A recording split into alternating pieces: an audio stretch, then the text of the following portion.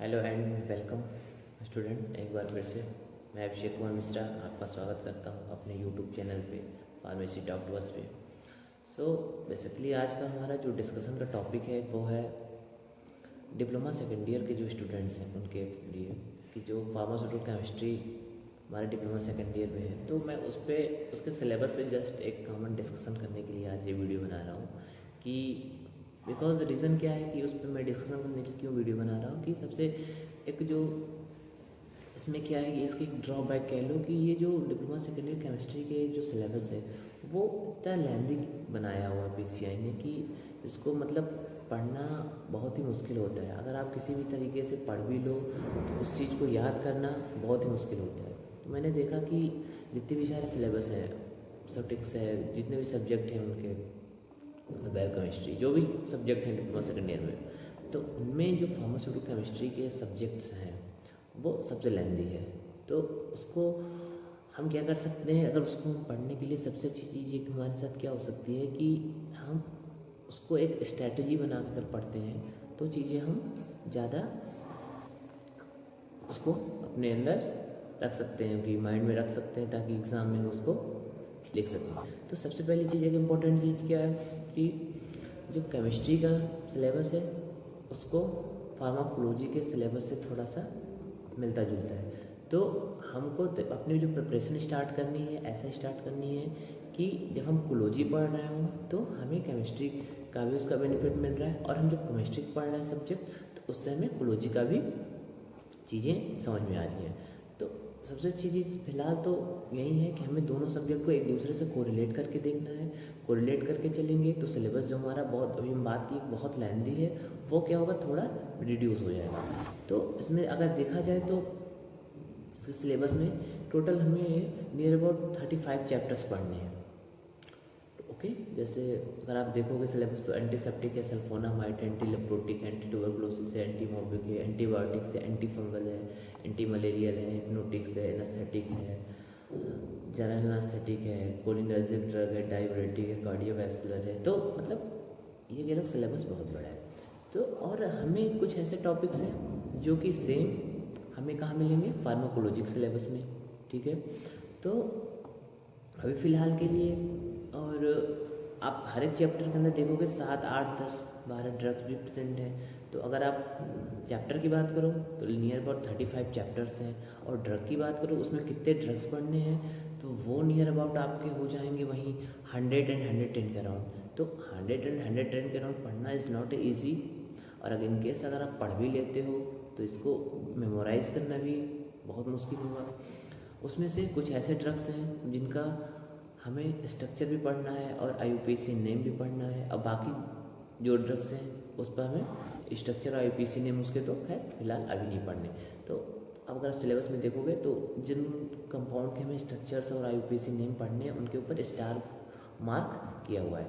तो जिसके ऊपर स्टार्स की तरह मार्क लगा हुआ है हमें उसका IUPAC नेम भी पढ़ना है और उसके साथ साथ उसका स्ट्रक्चर भी पढ़ना है। अब बाकी जो अदर ड्रग्स हैं उसमें हमें क्या पढ़ना है, सबसे पहले हमें उसके लिए याद रखना एक हमें जनरल इंट्रोडक्शन पढ़ना है।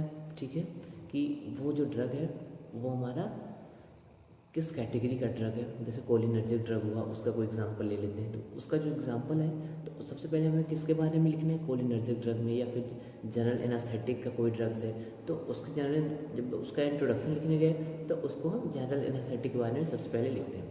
फिर उसके बाद एक इम्पॉर्टेंट चीज़ जो कि हम उसका ब्रांड नेम लिखना होता है। ठीक है, क्योंकि एग्जाम में PCI के अकॉर्डिंग जो डिप्लोमा के सिलेबस में है उसमें ब्रांड नेम आपका कंपलसरी है, तो आपको उसका ब्रांड नेम पढ़ना है। ठीक है, उसके बाद हम बात करेंगे, उससे आगे बढ़ते हैं तो उसकी फिजिकल प्रॉपर्टी की, जो कि आप ऑलरेडी जब फर्स्ट ईयर में डिप्लोमा फर्स्ट ईयर के स्टूडेंट को पढ़ाया जाता है, अगर आप डिप्लोमा फर्स्ट ईयर में फिजिकल प्रॉपर्टी ऑलरेडी पढ़े होंगे, कुछ ऐसे ड्रग्स इनऑर्गेनिक सब्जेक्ट में थे।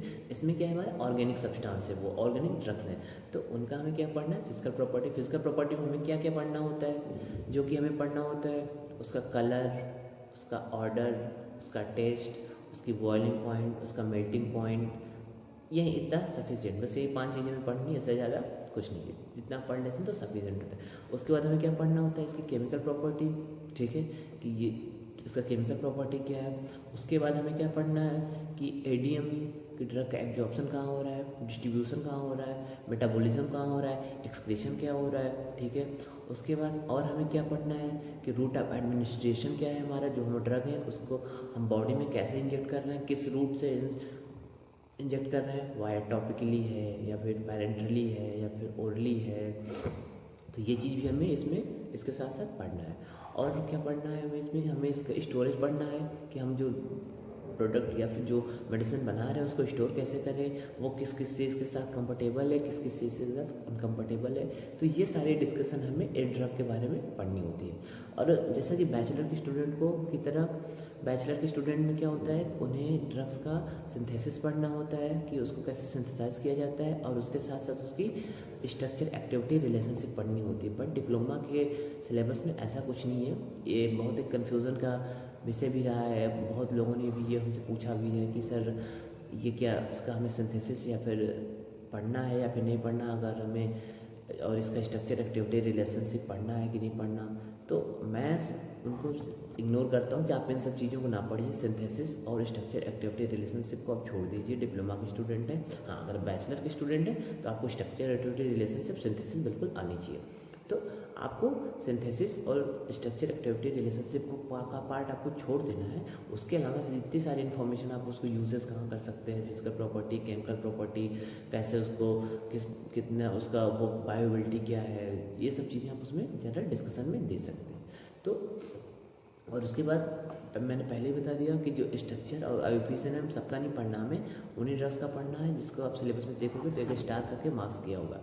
तो बस एक यही है कि केमिस्ट्री का सिलेबस बहुत लंबा है, तो फिलहाल इसको कवर करना बहुत मुश्किल है हमारे लिए भी और आपके लिए भी, क्योंकि अब टाइम उतना टाइम अभी फ़िलहाल तो नहीं है। बट हाँ, हम जितने भी अब वीडियो अपने डिप्लोमा सेकेंड ईयर के लिए बना रहे हैं तो उसमें हम क्या करते हैं कि सबसे पहले जो भी इम्पोर्टेंट हमारे चैप्टर्स हैं, ठीक है, जैसे जनरल एनेस्थेटिक है, एनासेट्स है, और एंटीसेप्टिक एंड डिसइंफेक्टेंट है, सल्फोनामाइड है, ठीक है, एंटी लेप्रोटिक है, ये हमारे कुछ क्या हैं जनरल ऐसे चैप्टर्स हैं जो एग्जाम में पूछी जाते हैं। तो सबसे पहले बेसिकली हम कवर करेंगे उन टॉपिक्स को, एंड आफ्टर दैट हम उसके बाद अलावा फिर जो भी चीज़ें होंगी उसके बारे में हम चीज़ों को अभी तक डिस्कशन करेंगे। तो फ़िलहाल के लिए बस एक यही है कि आप फॉलो करिए कि ये जो हमारी केमिस्ट्री के सिलेबस है इसको आप कोलॉजी से मैच कराइए। मैच कराने के बाद आपको कुछ ऐसे सिलेबस मिल जाएंगे जो दोनों में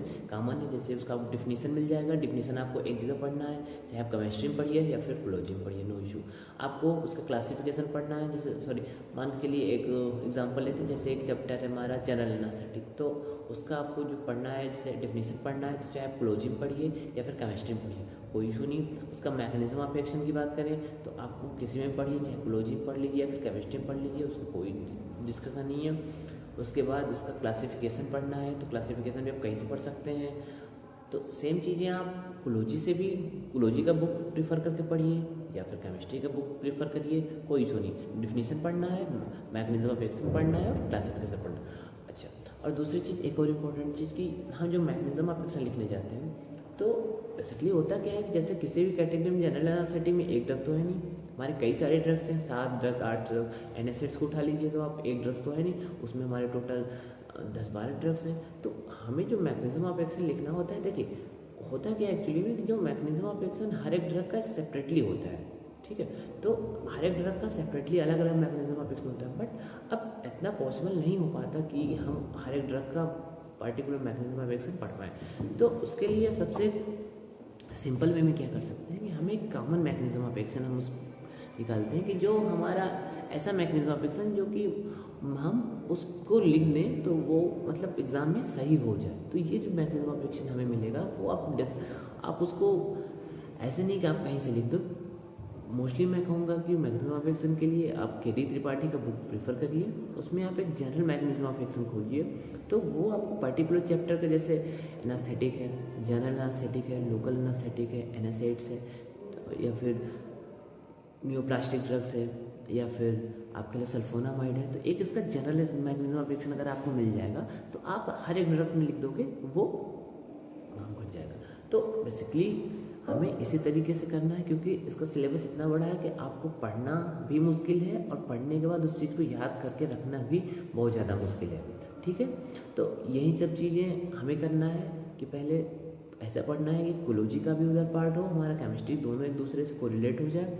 बाकी सिंथेसिस और स्ट्रक्चर एक्टिविटी रिलेशनशिप नहीं पढ़ना है, इस पर आपको बिल्कुल टाइम, अभी डिप्लोमा के स्टूडेंट को बिल्कुल टाइम वेस्ट नहीं करना है। तो बस इस चीज़ को आप फिलहाल रखिए, उसके बाद जैसा होगा उसके बाद आगे डिस्कशन हमारी वैसे चलती रहेगी। बस लास्ट में एक ही रिक्वेस्ट है आप लोगों से कि ज़्यादा से ज़्यादा इस चैनल को सब्सक्राइब करिए, लाइक करिए और अपने दोस्तों में शेयर करिए, और ऐसे दोस्तों में शेयर करिए जो कि हमारे फार्मेसी फील्ड से हों, ताकि इसका जो भी एडवांटेज मिलना होगा उनको मिल जाएगा। Okay, thank you.